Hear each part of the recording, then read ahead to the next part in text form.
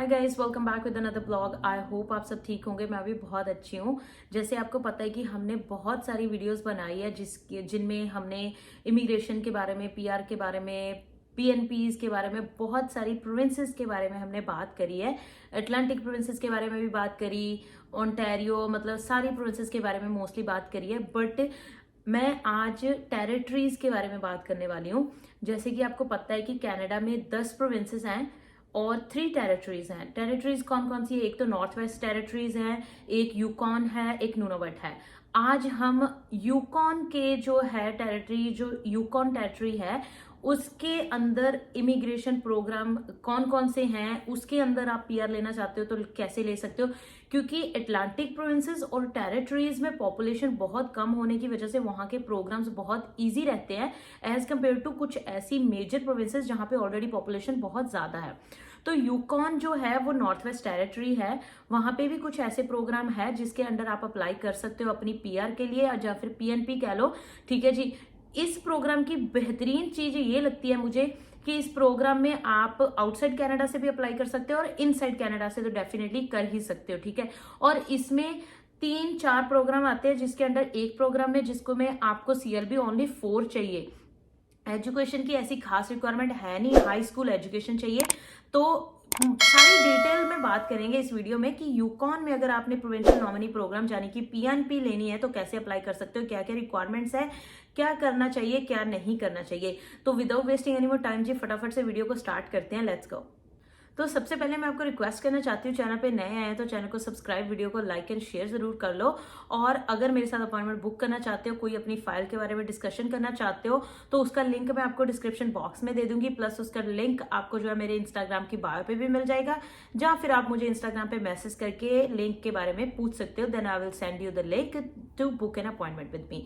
तो चलिए जी, फटाफट से वीडियो को स्टार्ट करते हैं। सबसे पहले बात करते हैं कि ये तो मैंने बता चुकी हूँ ऑलरेडी कि इसके अंडर आउटसाइड कनाडा से भी अप्लाई कर सकते हो और इनसाइड कनाडा से भी अप्लाई कर सकते हो। तो इस प्रोग्राम का नाम जो है वो है यूकॉन नॉमिनी प्रोग्राम। इसके अंदर 4 स्ट्रीम्स आती हैं जो हम बात कर लेते हैं। एक तो एक्सप्रेस एंट्री स्ट्रीम हो गई, मतलब express entry Yukon nominee program. Number 2 पे आती है क्रिटिकल इम्पैक्ट वर्कर, नंबर 3 पे आती है स्किल्ड वर्कर, और नंबर 4 पे लास्ट पे आती है यूकॉन कम्युनिटी प्रोग्राम।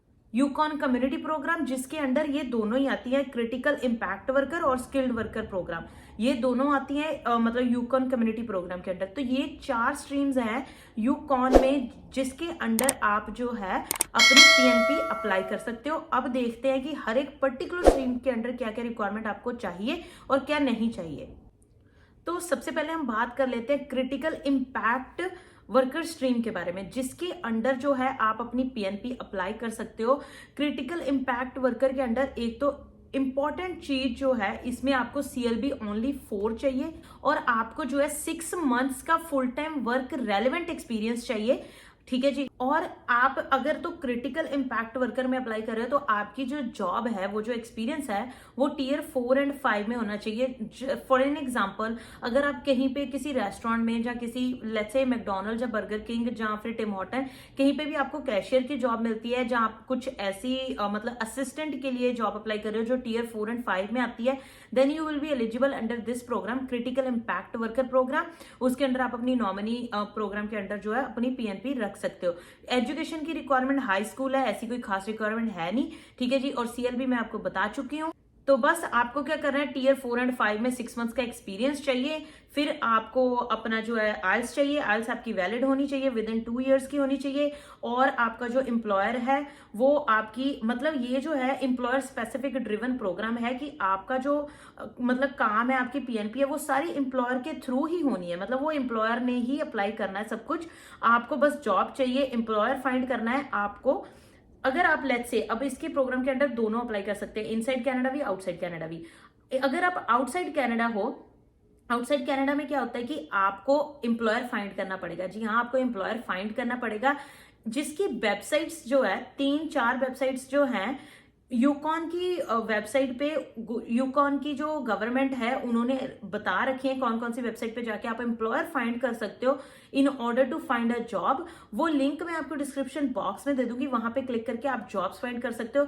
एक तो जैसे मैं आपको हर एक वीडियो में बताती हूँ, कनाडा जॉब बैंक वेबसाइट है, वहां पे अप्लाई कर सकते हो। ठीक है जी, 2-3 वेबसाइट्स और हैं, जो एक स्पेसिफिकली वेबसाइट यूकॉन की है, वहां पे यूकॉन के सारे एम्प्लॉयर्स होते हैं, तो वहां पे भी आप अपनी जॉब्स के लिए अप्लाई कर सकते हो। बाकी रिक्वायरमेंट्स आपकी सेम रहेंगी।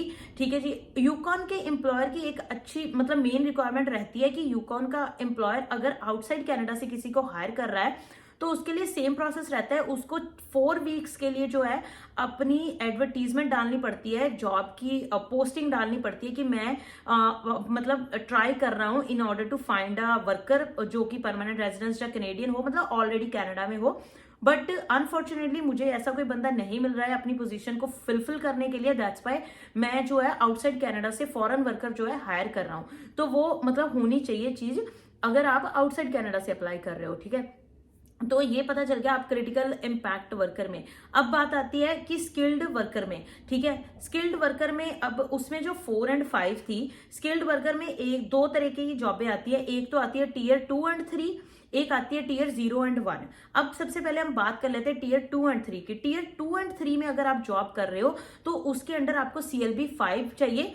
4 और 5 जो टीयर था उसमें आपको CLB 4 चाहिए था, इसमें आपको CLB 5 चाहिए। ऐसे ही अगर हम बात करें स्किल्ड वर्कर जो कि 0 और 1 आती है, मतलब आपकी जॉब जो है टीयर 0 और 1 में आती है, तब आपको CLB 6 चाहिए। ठीक है जी, बस यही डिफरेंस है बाकी। और हाँ, एक जो मेन डिफरेंस है, जो क्रिटिकल इम्पैक्ट प्रोग्राम था उसमें आपको 6 मंथ्स का रेलेवेंट एक्सपीरियंस चाहिए था इन दोनों में, जिसमें मतलब स्किल्ड प्रोग्राम तो एक ही है स्किल्ड वर्कर में और 0 और 1 टीयर की जॉब में, या फिर 2 और 3 की जॉब में आपको जो चाहिए 12 मंथ्स का फुल टाइम वर्क एक्सपीरियंस चाहिए, रेलेवेंट एक्सपीरियंस होना चाहिए। और CLB की बात मैं पहले ही आपको बता चुकी हूँ, एजुकेशन की खास रिक्वायरमेंट है नहीं, एजुकेशन आपको हाई स्कूल ही चाहिए और बाकी सारी रिक्वायरमेंट सेम रहती हैं। एम्प्लॉयर को अगर आउटसाइड कनाडा से अप्लाई कर रहे हो तो एम्प्लॉयर को वो चीजें सारी शो करनी पड़ेंगी जो मैं आपको ऑलरेडी बता चुकी हूँ। बट एम्प्लॉयर की क्या क्या और रिक्वायरमेंट है वो मैं आपको अपनी स्क्रीन पे दिखाऊंगी, फिर वो उसके लिए हम स्क्रीन पे चलेंगे। पहले हम जो आपकी एप्लीकेंट की रिक्वायरमेंट है उसी के बारे में कंप्लीट इस वीडियो में पहले बात कर लेते हैं। तो फटाफट से वीडियो अगर पसंद आ रही है तो फटाफट से लाइक बटन दबा दो और वीडियो को लाइक कर लो और शेयर भी कर लो और सब्सक्राइब तो जरूर कर लो।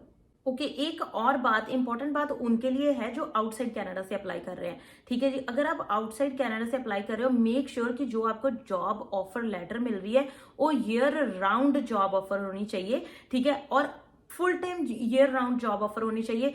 अगर वो 2-3 पार्ट टाइम जॉबें मिल रही है, लेट्स से 2-3 अलग अलग यूकॉन के एम्प्लॉयर से पार्ट टाइम जॉब मिल रही है, देन आप जो है यूकॉन नॉमिनी प्रोग्राम की बजाय आप जो है यूकॉन कम्युनिटी प्रोग्राम के अंडर जो है अप्लाई कर सकते हो, अगर आपके पास एक से ज्यादा 2 या 3 पार्ट टाइम जॉब्स मिल रही है instead of 1 full time year round job. और हाँ, अगर आप जैसे मैंने आपको बताया कि CLB 6 चाहिए था आपको अगर आपकी जॉब जो है टीयर 0 और 1 में आती है, वहीं अगर आप फॉरेन नेशनल वर्कर हो, मतलब आउटसाइड कनाडा से अप्लाई कर रहे हो, 0 और 1 की नॉक कोड की जो टीयर की जॉब मिली हुई है 0 और 1 में मिली हुई है, तो आपको CLB 6 की बजाय आपको CLB 7 चाहिए अगर आप फॉरेन नेशनल वर्कर हो। अगर यहाँ पे हो देन आप CLB 6 चल जाएगा, बट अगर आप फॉरेन नेशनल वर्कर हो, आपकी जॉब 0 और टीयर 1 में आती है, देन आपको CLB जो है वो 7 चाहिए। तो बस ये जो थी मतलब एप्लीकेंट की मोटी मोटी रिक्वायरमेंट्स थी जो मैंने आपके साथ शेयर कर दी। इसका लिंक, कंप्लीट लिंक मैं डिस्क्रिप्शन बॉक्स में दे दूंगी, वहां पे जाके चेक कर सकते हो कि क्या और चीजें हैं जो आप चीजों के अंडर फॉल करते हो। एम्प्लॉयर कैसे फाइंड करना है उसका भी लिंक मैं आपको डिस्क्रिप्शन बॉक्स में दे दूंगी। सारे लिंक होंगे जहां से आप अपनी जो है जॉब फाइंड कर सकते हो, एम्प्लॉयर के साथ कॉन्टेक्ट कर सकते हो। अब हम फटाफट से मेरी स्क्रीन पे चलते हैं और मैं आपको दिखाती हूँ कि और मतलब आपके एम्प्लॉयर की तरफ से क्या क्या रिक्वायरमेंट है जो आपका एम्प्लॉयर फुलफिल करता होना चाहिए अगर आप इस प्रोग्राम के अंडर अप्लाई करना चाहते हो। तो लेट्स गो, मेरी स्क्रीन पे चलते हैं। अभी जो एम्प्लॉयर की एलिजिबिलिटी है वो मैं आपको स्क्रीन पे दिखाती हूँ। तो ये रही एम्प्लॉयर की eligibility. To qualify you must be a permanent residence और अ सिटीजन ऑफ कैनेडा, मतलब कि जो कि आपका एम्प्लॉयर है वो सिटीजन होना चाहिए कैनेडा का या फिर परमानेंट रेजिडेंस होना चाहिए। Have been operating in Yukon as a registered Yukon business within office for at least 1 year before you apply for this programme, मतलब बिजनेस उसका रजिस्टर्ड होना चाहिए यूकॉम बिजनेस फैसिलिटी के साथ 1 साल before you apply to this programme, 1 साल से registered होना चाहिए. An industry association with an office in the Yukon for at least 1 year before you apply to the programme. Industry association होनी चाहिए with an office in the UCOM for at least 1 year before you apply even for this program. A municipal, First Nation or territorial government for at least 1 year before you apply to the program. और अगर non profit organisation है for at least 3 years with funding for at least 1 year following your application to the program. ठीक है, मतलब कि अगर non profit organisation है तो वो 3 साल से होनी चाहिए. म्यूनिसिपल है कोई जो आपको ऑफर कर रही है जॉब, वो भी 1 साल से पुरानी होनी चाहिए before you even apply for the program. Okay, have current and valid required licence under applicable federal, territorial and municipal requirements. मतलब उसके पास फेडरल गवर्नमेंट के, म्यूनिसिपैलिटी के और टेरिटोरियल के सारे लाइसेंस होने चाहिए उस बिज़नेस के. Be in a registered business that is operated in the Yukon for at least 1 year on a full time basis. Full time business run करता हुआ होना चाहिए. ठीक है जी. And not be operating any of the following type of business: bed and breakfast of less than 10 rooms, hobby farm, home based business or distribution operation, taxi cab company, business owned and operated by an active UCOM business nominee, passive investment, business consultation and personal service, real estate और holding companies. तो मतलब ये जो चीज़ें mention कर रखी है इनमें से कोई नहीं होना चाहिए आपका बिजनेस. ठीक है जी. एम्प्लॉयर की रिस्पॉन्सिबिलिटी क्या है? Yukon nominee program is employer driven. Employer की तरफ से ही होता है इस प्रोग्राम में सब कुछ. This means that the employer is the applicant and will submit the programme application. मतलब आपके एम्प्लॉयर ने ही आपकी एप्लीकेशन वगैरह सबमिट करनी है सारा पेपर वर्क करके.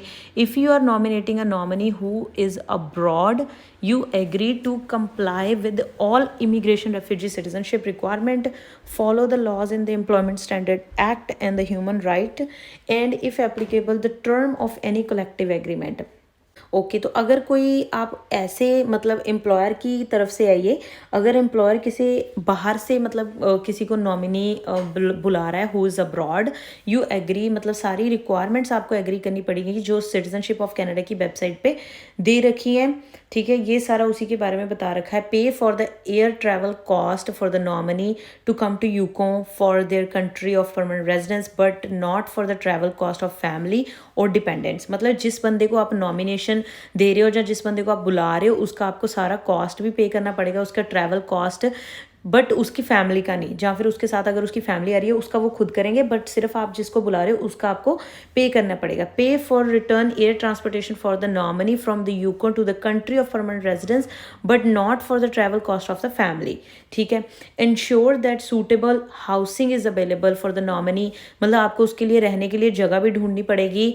ठीक है. तो provide the nominee free health insurance that gives a similar coverage to what a Yukon resident gets. मतलब जो वहाँ के रेजिडेंट हैं वहाँ की उसी कंपेरेटिवली आपको उस बंदे को हेल्थ केयर का इंश्योरेंस देना पड़ेगा.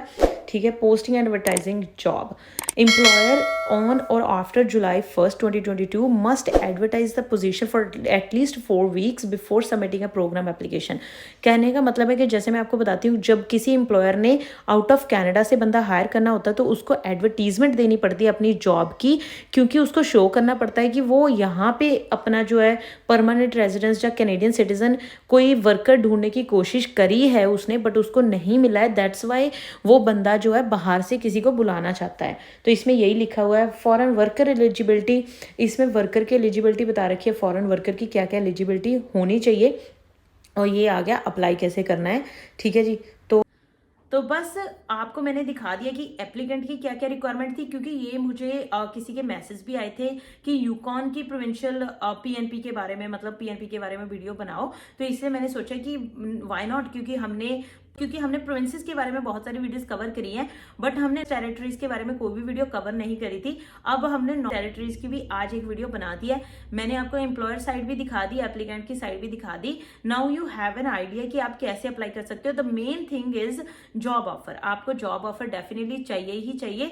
तो that's all for today. Thank you so much guys for watching this video. अगर वीडियो पसंद आई होगी तो लाइक एंड शेयर जरूर कर लो, और चैनल पे नए आए तो चैनल को सब्सक्राइब जल्दी से कर लो. Thank you so much guys for watching. Bye bye, take care. मिलते हैं अगले ब्लॉग में अगले वीडियो के साथ. Bye bye.